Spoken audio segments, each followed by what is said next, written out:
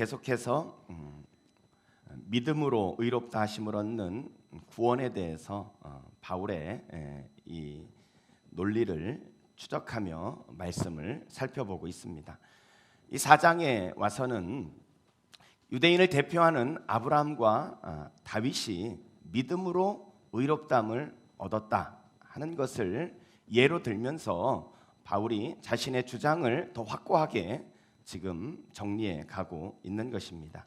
특별히 4장에서는 믿음으로 의롭게 되는 것에 대해서 일어날 수 있는 반론 3가지를 제기하면서 그 반론의 오류를 하나씩 밝혀가면 것입니다. 첫 번째 반론은 뭐냐면 지난주에 본 것처럼 행위에 의해서 구원을 얻는다는 그런 반론입니다. 행위에 의해서 구원받는다. 근데 이것에 대해서 바울은 창세기 15장 6절에 보면 아브라함이 행위로 의롭다 하심을 얻은 것이 아니라 믿음으로 의롭다함을 얻으셨다 하면서 아브라함의 믿음조차도 행위가 아니라 믿음으로 의롭다함을 얻었다 이렇게 말씀하고 계시죠. 창세기 15장 6절 말씀입니다.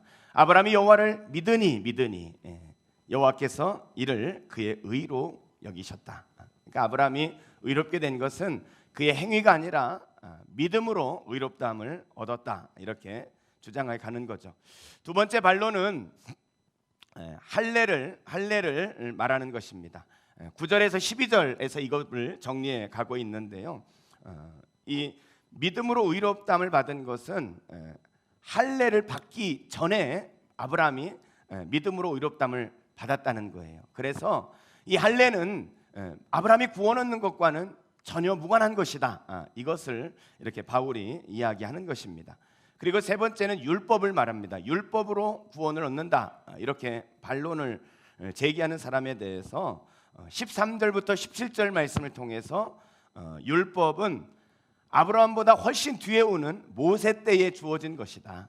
그래서 이 율법조차도 믿음으로 얻는 구원과는 무관한 것이다. 이렇게 설명을 해 가는 것입니다.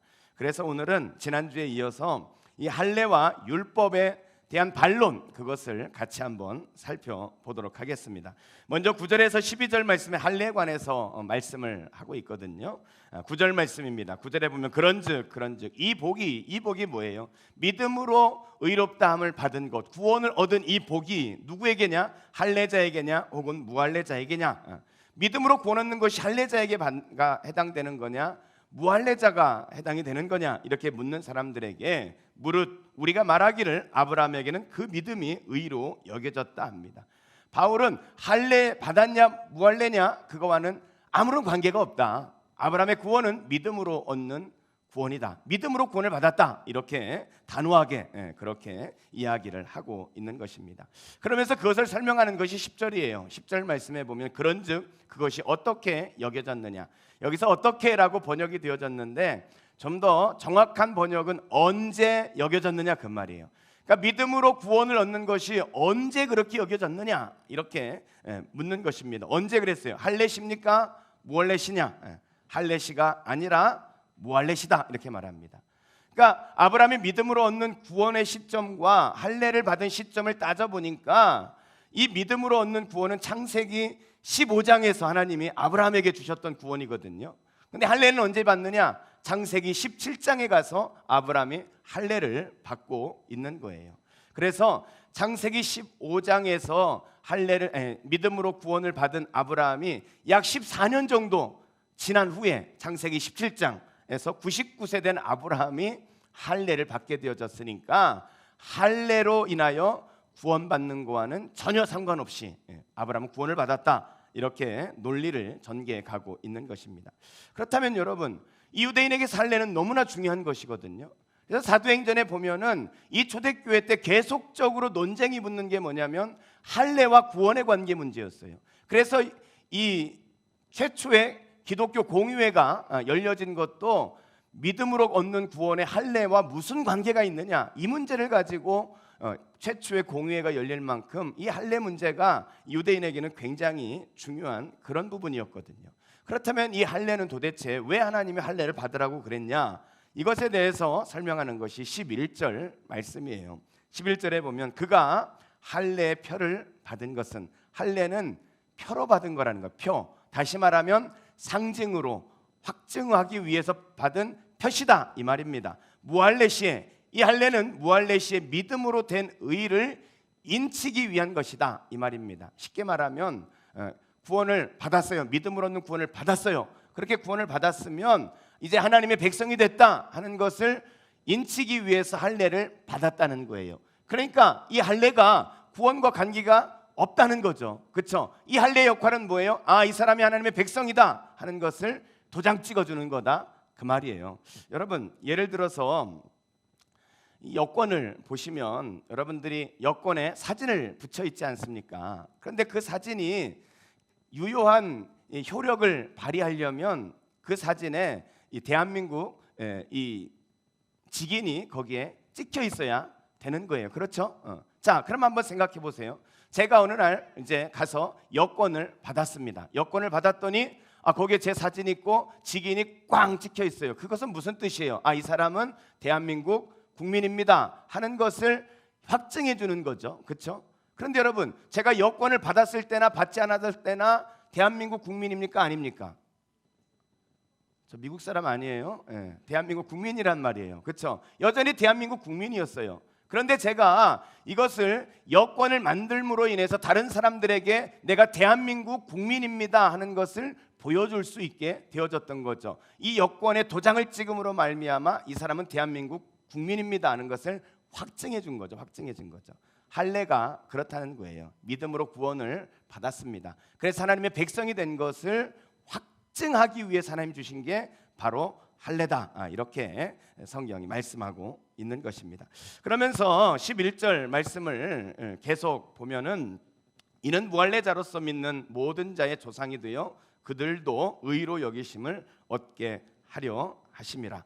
그러니까 아브라함이 무할례시, 할례를 받기 전에 구원을 받았단 말이죠. 그러니까 이 할례를 받지 않은 이방인들의 조상이다 그 말이에요. 그러니까 아브라함이 이 이방인에게도 믿음으로 구원을 받은 사람이라면 그들이 이방인이라 할지라도 아브라함은 그들의 조상이다 이것을 이야기합니다. 그리고 나서 12절에 계속해서 이렇게 말해, 또한 할례자의 조상이 되었나니. 당연히 아브라함은 유대인의 조상이죠. 그렇죠? 그러니까 이 아브라함은 믿음으로 얻는 사람, 믿음으로 구원을 얻는 모든 사람의 다 조상이다 하고 12절에서 그렇게 주장을 하는 겁니다.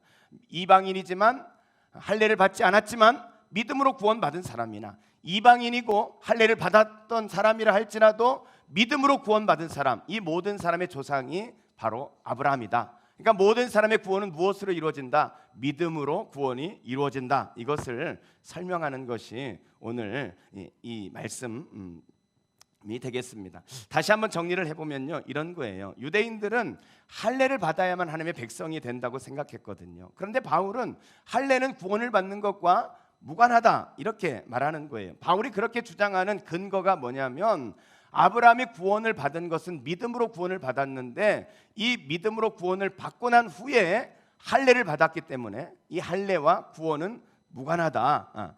그래서 이 모든 믿음으로 구원받는 사람들의 아브라함은 조상이다. 단순히 유대인의 할례를 받은 사람의 조상만이 아니라 이방인이든 유대인이든 믿음으로 구원받은 모든 사람의 조상이다. 바울이 이제 그 이야기를 하고 있는 것입니다. 그리고 두 번째 이제 바울이 제기한 반론은 세 번째죠. 율법으로 구원을 받는다 하는 그런 반론에 대해서 바울이 또한 설명을 합니다. 그게 13절부터 16절까지의 말씀인데, 자 13절 말씀 우리 같이 한번 읽어보겠습니다. 13절 말씀 우리 같이 읽겠습니다. 아브라함이나 시작.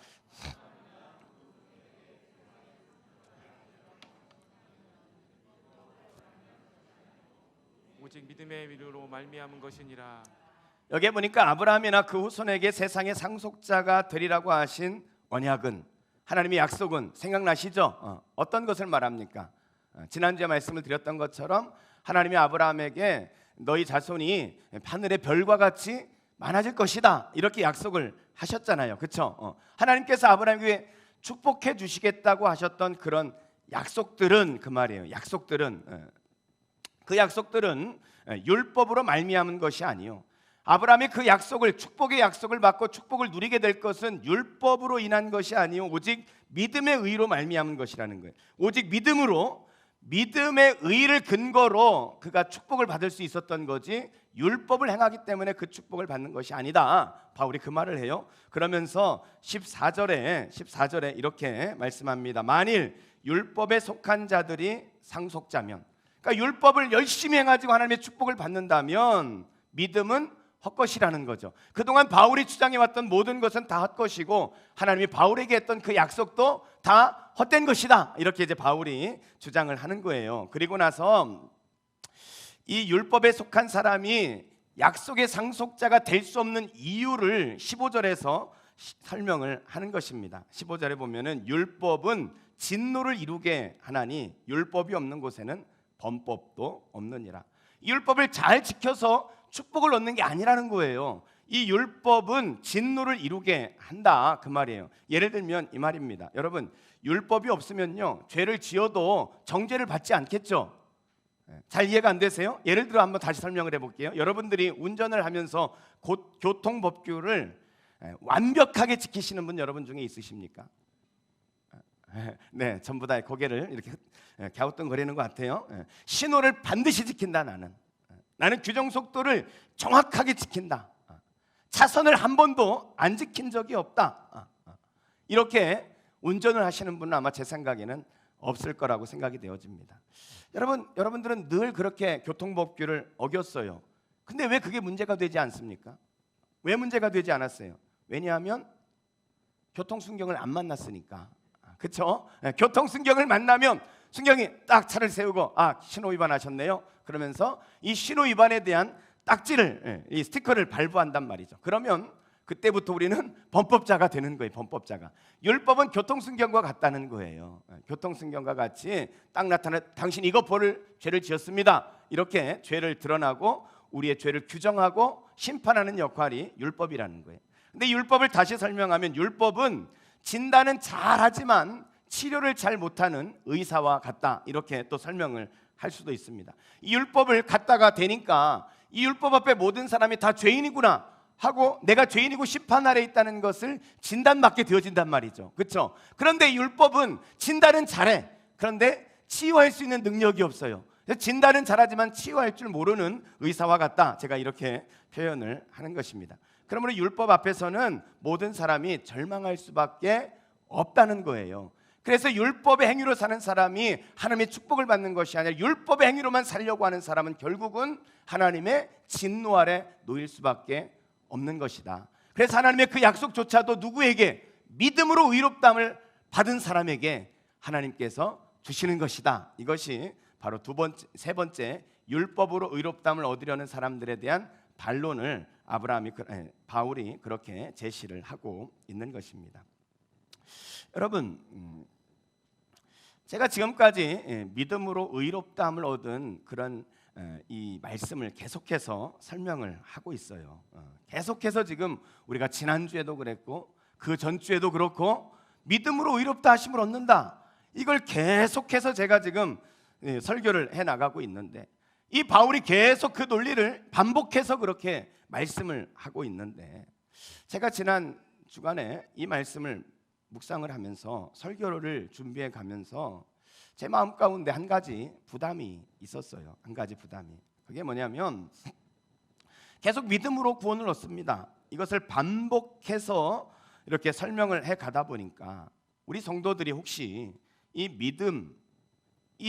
믿음으로 구원 얻는 이 구원을 단순히 지식으로만 그렇게 생각하면 어떻게 되나 하는 그런 걱정이 되어지는 거예요.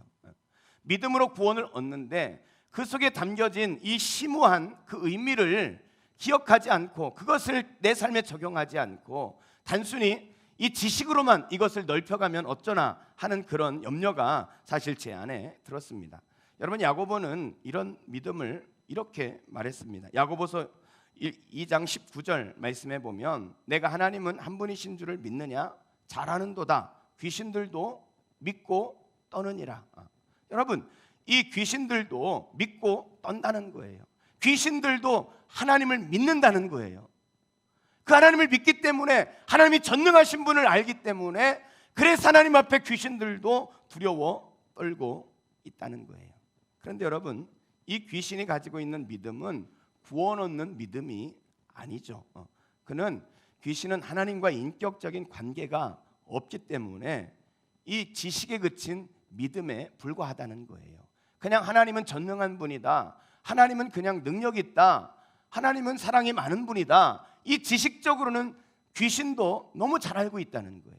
그런데 여러분, 이런 믿음은 구원 얻는 믿음이 아니라는 거예요. 그래서 야고보는 야고보서 2장 17절 말씀에 보면은 이렇게 말씀을 하는 거예요. 이와 같이 행함이 없는 믿음은 그 자체가 죽은 것이라는 것입니다. 행함이 없는 믿음은, 그냥 지식에 그친 그 믿음, 귀신처럼 알고 있는 그런 지식적인 믿음, 그것은 죽은 믿음과 같다, 이렇게 말씀을 하고 있습니다. 여러분, 그럼 도대체 이 믿음으로 얻는 구원의 이 믿음은 도대체 무엇입니까? 이 믿음이 도대체 뭐예요? 로마서 10장 9절 말씀은 이렇게 말씀합니다. 자, 우리가 한번 이 말씀을 같이 한번 살펴보도록 하겠습니다. 로마서 10장 9절 같이 읽습니다. 시작. 내가 만일 내 입으로 예수를 주로 시인하며 또 하나님께서 그를 죽은 자 가운데서 살리신 것을 내 마음에 믿으면 구원을 받으리라. 이 말씀을 보니까 어떻게 하면 구원을 받냐면, 내 입으로 예수를 주로 시인하고 마음으로 믿으면, 입으로 시인하고 마음으로 믿으면 구원받는다는 거예요. 여러분, 너무 쉽죠? 너무 쉬워요. 그렇죠? 예수님이 내 주인입니다. 예수님이 내 구주이십니다. 이렇게 고백하면, 그리고 마음으로 내가 믿으면 이게 구원을 받는다는 거예요. 너무 쉽죠? 근데 여러분, 이 말씀을 그렇게 쉽게 생각할 문제가 아니에요. 왜냐하면 로마서가 기록되어져 있을 당시를, 배경을 생각하고 이 말씀을 봐야 하기 때문입니다. 여러분, 당시는 로마가 온 세상을 지배하던 로마 제국의 시대였어요. 이 시대에는 로마 황제 숭배 사상이 있었습니다. 그래서 사람들은 인사를 할 때에 황제가 내 주인입니다, 이렇게 인사를 하는 거예요. 공무원이 되는 사람은 반드시 그 앞에서 황제가 주인입니다, 이렇게 고백을 해야 공무원의 임용이 될 수 있었던 거예요. 여러분, 황제가 주인입니다, 이렇게 말하는데 오늘 성경은 뭐라는 거예요? 황제가 주인이 아니라 예수가 내 주인입니다, 이렇게 입으로 고백한다는 거예요. 이 고백은 단순히 그냥 입으로 고백하는 것이 아니라, 황제가 아니라 예수가 내 주인입니다, 그것 때문에 목숨을 잃을 수도 있는, 목숨을 걸고 하는 고백을 이야기하는 거라는 거예요. 단순히 그냥 예수님이 주인입니다, 이게 아니라 목숨을 걸고 고백하는 고백이 바로 이 본문의 고백이라는 사실입니다. 이 고백 때문에 많은 사람들이 사자밥이 되기도 하고, 많은 사람이 끓는 기름가마에 들어가 죽기도 하고, 어떤 사람은 산채로 묶여져 가지고 타르가 부어져서 밤길을 밝히는 그런 횃불로 그렇게 타며 죽기도 했습니다. 무엇 때문에요? 예수가 내 인생의 주인입니다, 이것을 고백하려고, 예수가 내 인생의 주인이라는 것, 그것을 지켜가려고 자기의 생명을 걸고 그렇게 고백을 했다는 것입니다. 여러분, 예수를 믿는다는 것은요, 단순히 입으로 고백하고 그런 단순한 지식이 아닙니다. 예수를 믿는다는 것은 삶을 완전히 바꾸는 거예요. 이제는 내 인생을 하나님의 말씀 앞에 송두리째 드리고 그 말씀에 순종하며 살겠습니다, 이것을 고백하고 그런 삶을 살아가는 것, 이것이 예수를 주님이라고 고백하고 구원받는 믿음이라는 거예요. 여러분의 믿음은 무엇입니까? 어떤 사람은 믿음하면 강한 신념을 생각하는 사람이 있을 거예요. 어떤 사람은 믿음하면 긍정적 생각, 이것을 믿음이라고 생각하는 사람도 있을 것입니다. 기도하면 잘 될 거야, 믿으라고, 이런 기도하면 잘 되겠지 하는 이런 것을 믿음이라고 생각하고 있는 분이 있을 것입니다.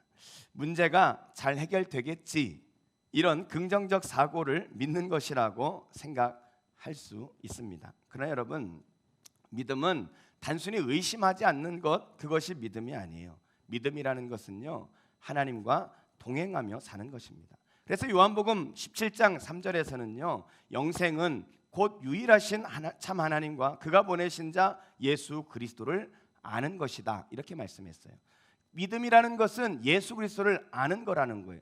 여러분 여기서 안다는 것은 우리가 제가 문재인 대통령을 잘 압니다. 문재인 대통령을 아는 그런 지식을 말하는 게 아니에요. 여기에서 예수를 안다, 그리스도를 안다는 것은 함께 먹고 함께 자고 함께 살아가는 부부의 연합을, 부부의 친밀감을 말하는, 아는 것을 말하는 거예요.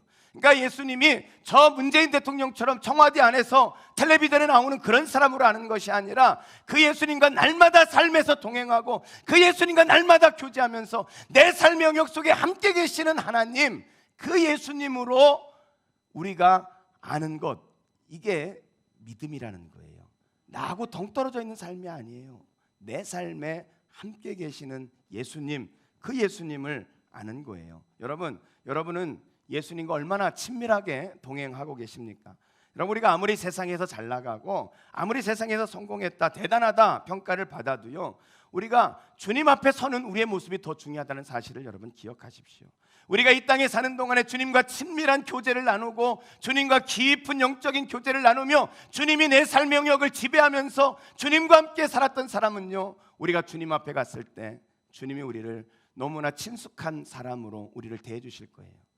그런데 이 땅을 사는 동안에 주님과는 전혀 상관없이 내 삶의 목적을 향해서 그렇게 살았던 사람이라면 주님이 우리에게 그렇게 말씀하실 거예요. 너는 누구냐? 여러분은 지금 어떤 믿음으로 살아가고 있으세요? 믿음은 저 멀리 텔레비전에 나오는 문재인 대통령을 아는 그런 게 아니에요. 믿음이라는 것은 내 아내와 내 남편처럼 내 삶의 영역에서 나와 교제하며 나와 함께했던 그런 사람들을 알고 교제하는 것처럼 그렇게 주님과 교제하며 사는 것, 이게 믿음이라는 거예요. 뿐만 아니라 이 믿음이라는 것은 에베소 3장 17절 말씀에 보면은 믿음으로 말미암아 그리스도께서 너희 마음에 계시게 하시옵고 그랬어요. 이 믿음이라는 것은 예수님이 내 안에 계시다는 거예요. 그렇죠? 여러분, 예수님이 여러분 안에 계시죠? 예, 계시단 말이에요. 전부 다 예수님이 내 안에 계시대요. 그런데 여러분, 그 안에 계신 예수님이 도대체 어떤 역할을 하십니까? 여러분에게 우린 예수님이 내 안에 계시다는 지식적인 믿음은 꽉 차 있고 너무나 잘 알고 있다는 거예요. 그런데 내 안에 계신 예수님이 내 삶에 어떻게 작동을 하고 있냐는 거예요. 여러분, 믿음은 주님이 우리 마음 안에 계신 거예요. 주님이 우리 마음 안에 계시기 때문에 내가 죄를 지으려고 하는 유혹이 내 안에 찾아올 때에 내 안에 예수님이 계시기 때문에 이러면 안 되지 하고 돌이킬 수 있는 능력이 되는 게 내 안에 예수님이 계시기 때문이에요. 내 안에 예수님이 계시다는 것은 내가 이 상황을 거짓으로 상황을 모면하려고 하는데 내 안에 계신 주님이 너 그러면 안 되지 하셔서 그 주님 때문에 내가 거짓으로 하려는 모든 것을 포기해내는 것, 이것이 내 안에 주님이 계시다는 거예요. 너무나 큰 환난이 닥쳐서 낙심하고 포기하고 싶은 마음이 들어요. 그런데 내 안에 주님이 계시면 그것 때문에 절망하면 안 되지, 낙심하면 안 되지 하면서 믿음으로 내가 다시 일어나야지 하면서 내 삶을 변화시키는 것, 그것이 내 안에 계신 예수님이 계시다는 거예요. 여러분, 주님이 계시기 때문에 포기할 수 없고 오히려 다시 용기를 내게 되어진다는 거예요. 주님이 계시기 때문에, 이것이 주님이 내 안에 계신다는 거예요. 단순히 지식으로 내 안에 계신 것이 아니라 내 안에 계셔서 내 삶의 영역에서 그 주님이 내 삶을 통제하고 내 삶을 멈추게 하고 내 삶을 격려해서 일으키시고 이 주님이 내 삶에 작동해야 이것이 진정한 믿음이다, 이렇게 말하는 거예요. 그 주님 때문에 내 삶의 변화가 일어나고 그 주님 때문에 내가 세상에 선한 영향력을 나타내는 사람으로 살아가는 것, 그것이 믿음이다, 이렇게 볼 수 있습니다. 여러분, 우리가 믿음으로 구원을 얻었다 합니다. 믿음으로 구원을 얻었으니까 이제는 내 마음대로 살아도 되는 겁니까? 모두가 아니라고 그렇게 말씀을 하시겠죠. 그런데 많은 그리스도인들이 말은 그렇게 하지만 믿음으로 구원을 얻었지만 여전히 내 마음대로 사는 사람들이 너무나 많이 있습니다. 여러분, 십자가의 은혜라는 것은 우리가 죄를 지어가지고 그 뒤치다꺼리 하기 위해서 있는 것이 아니라는 것을 기억하십시오. 여러분, 믿음으로 구원을 받은 사람은요, 날마다 죄와 치열하게 싸우면서 사는 거예요. 그래서 의인은 믿음으로 말미암아 산다 그랬지 않습니까? 의인은 믿음으로 사는 거예요. 의인은 믿음으로 산다는 것은 단순히 지식이 아니라 의인은 믿음으로 살기 때문에 의인은 믿음으로 죄와 싸우면서 사는 것입니다. 의인은 믿음으로 두려움과 싸우면서 사는 거예요. 의인은 믿음으로 염려와 싸우면서 사는 거예요. 의인은 믿음으로 미움과 내 안에 있는 시기와 싸우면서 사는 것입니다.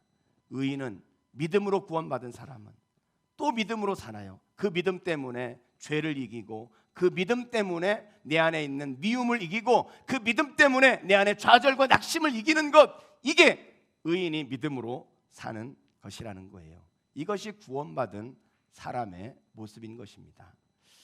여러분, 이 노프트 정의 교회의 오대식 목사님이 일본의 한 교회에서 설교를 하시게 되어서 가셨습니다. 이제 예배가 진행이 되어지면서 목사님이 앉아 계셨겠죠. 이렇게 앉아 계시는데 이제 특송 차례가 된 거예요. 오늘 다들 우리 교회에서 제일 예쁘신 우리 권사님들이 이렇게 앞으로 나와서 이렇게 특성을 해가지고 다들 영광을 하셨는데, 그날은 남자 세 사람이 특송을 하기 위해서 이렇게 나오셨다는 거예요. 그런데 앉아서 이 세 분이 걸어 나오는데 목사님이 깜짝 놀랐대요. 왜냐하면 누가 봐도 이 사람은 야쿠자더라는 거예요. 이 머리 스타일이며 뭐 걸어 나오는 이 스타일이나 뭐 라운드 티를 입은 거라든지 팔과 목에 문신들이 뭐 이렇게 탁 새겨져 있어가지고 누가 봐도 야쿠자라는 거예요. 이 세 사람이 서가지고는 특송을 부르는데, 그런데 깜짝 놀랐습니다. 왜냐하면 찬송을 너무 은혜가 되게 이렇게 찬송을 부르더라는 거예요. 그래서 눈을 감으면 은혜가 되고 눈을 뜨면 시험 들고 이렇게 이 상황이 이렇게 벌어지게 되어졌다는 거예요. 찬송이 끝나고 그 중에 한 사람이 이제 잠시 간증을 하는 거예요. 그래서 이 사람이 하는 말이, 우리 세 사람에게는 세 가지 공통점이 있습니다. 세 가지 공통점이. 하나는 우리가 다 야쿠자라는 것입니다. 두 번째 공통점은 우리 아내가 한국 사람이라는 것입니다. 그리고 세 번째 공통점은 하더니 이 세 사람이 왼손을 이렇게 쫙 펼쳐 보이더래요.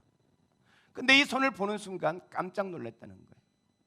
손을 보는 순간 깜짝 놀랐어요. 왜냐하면 세 사람 모두가 새끼손가락이 잘려 있는 거예요. 야쿠자의 중간 간부였는데 예수를 믿게 된 거예요. 예수를 믿고 나니까 자기가 더 이상 이렇게 살면은 안 되겠다라는 생각이 들었답니다. 갈등을 하던 중에 이 보스를 찾아가 가지고는 내가 예수를 믿고 보니까 우리가 하는 이 일이 하나님께서 기뻐하시는 일이 아니라 내가 더 이상 조직에 몸담을 수 없어서 떠나야 되겠습니다. 이렇게 이야기를 했대요. 그랬더니 처음에 보스가 농담으로 그렇게 생각했답니다. 그런데 그들의 이 고백이 너무나 진지한 진심이라는 것을 알고, 그래서 이 보스는 조직의 모든 조직원들을 불러 모아놓고는 이 사실을 조직원들에게 이야기합니다. 그리고는 앞에 있는 탁자에 칼을 탁 꽂더라는 거예요. 그리고 이 세 사람이 모든 조직원이 보는 앞에서 그 칼을 뽑아서 자기의 새끼손가락을 자르고, 그리고 그 조직에서 나오게 되었다는 것입니다. 여러분은 예수를 믿고 여러분의 삶은 무엇에 변화가 일어났습니까? 여러분이 예수를 믿는 것 때문에 여러분의 삶에 무엇이 달라졌습니까? 우리가 믿음으로 구원을 얻었어요. 하나님의 그 놀라운 은혜를 입었어요. 그렇다면 이제는 우리가 믿음으로 살아야 되는데, 여러분은 믿음으로 삶으로 인한 여러분의 삶에 어떤 변화가 일어났습니까? 그 믿음으로 사는 삶으로 인해서 여러분 세상에 어떤 영향력을 미치고 있습니까? 며칠 전에 인도에 계신 선교사님 전화가 오셨어요. 제가 저녁 예배하고 지난 금요일도 이 선교사님 이야기를 했었는데, 신학교 동기였습니다. 대학원 신학교를 같이 다녔는데, 이분이 이제 인도에 들어가 선교를 하시다가 안식년이 되셔가지고 잠시 나왔습니다. 나왔다가 작년 12월에 다시 인도로 들어가신 거예요.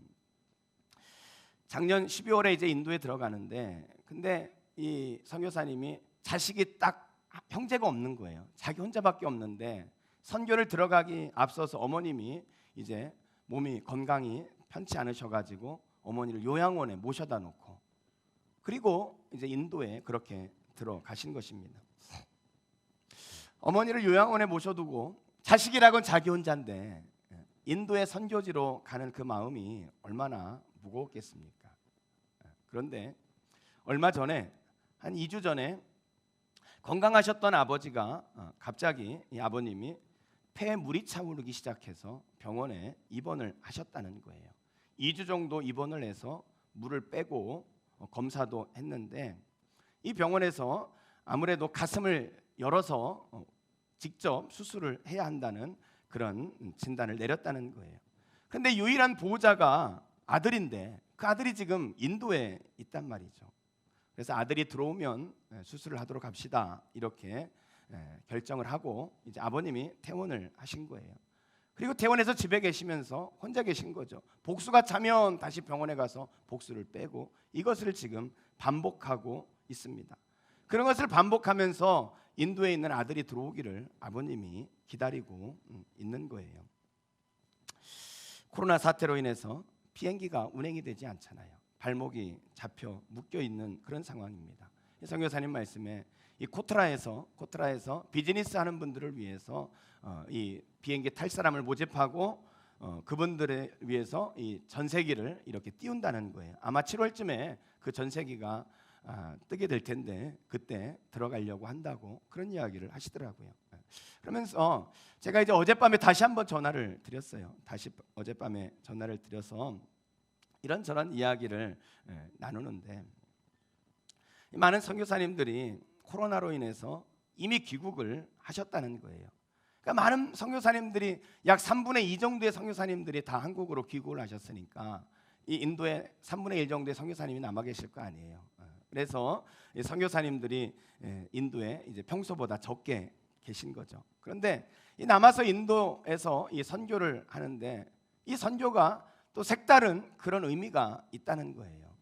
이 남겨져 있는 한인들과 그리고 남겨져 있는 이 선교의 대상인 이분들을 섬길 때에 다른 사람들은 들어갔는데 그것을 비난하려고 하는 것이 아니라 그래도 내가 끝까지 남아서 이들과 함께 있다는 이것이 자신에게 굉장히 격려가 되고 하나님 앞에 내가 얼마나 참 그 상을 받을 수 있을까 하나님 생각하니까 가슴에 뿌듯한 마음도 들고 그렇다는 거예요. 그러면서 여러 가지 이야기를 나누면서 어젯밤에 이제 제가 선교사님하고 이렇게 이야기를 나누는데 한참 이야기를 나누더니 선교사님이 저에게 마지막에 이런 말씀을 하셨어요. 근데 이 말씀을 제가 듣고 사실 너무 깜짝 놀랐어요. 마지막에 이런 말씀을 하시더라고요. 이 선교사님이 작년에 인도에 들어가셨다 그랬죠. 작년에 인도에 들어가고 그리고 약 7개월 정도 됐는데 항상 마음에 드는 생각이 있다는 거예요. 인도에 와서 계속적으로 자신의 마음 안에 계속적으로 일어나고 있는 생각이 하나 있다는 거예요. 그게 뭐냐면 인도에 있는 것보다 한국에 있는 것이 더 위험하다는 생각입니다. 여기서 위험하다는 것이 코로나가 더 창궐해서 위험하다 그런 것이 아니라 인도에 비해서 한국은 너무나 풍요롭고 넉넉하고 그래서 오히려 영적으로 나를 더 병들게 만들었던 곳이기 때문에 인도보다 한국이 더 위험한 것 같다고 그러면서 이 목사도 조심해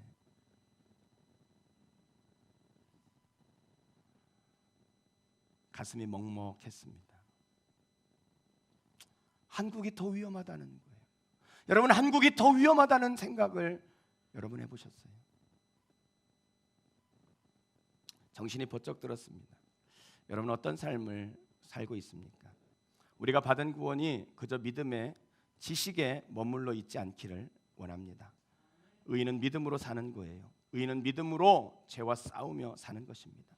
믿음으로 구원받은 의인이라면 믿음으로 이 염려와 싸우면서 살아가는 거예요. 의인은 믿음으로 두려움과 싸우는 것입니다.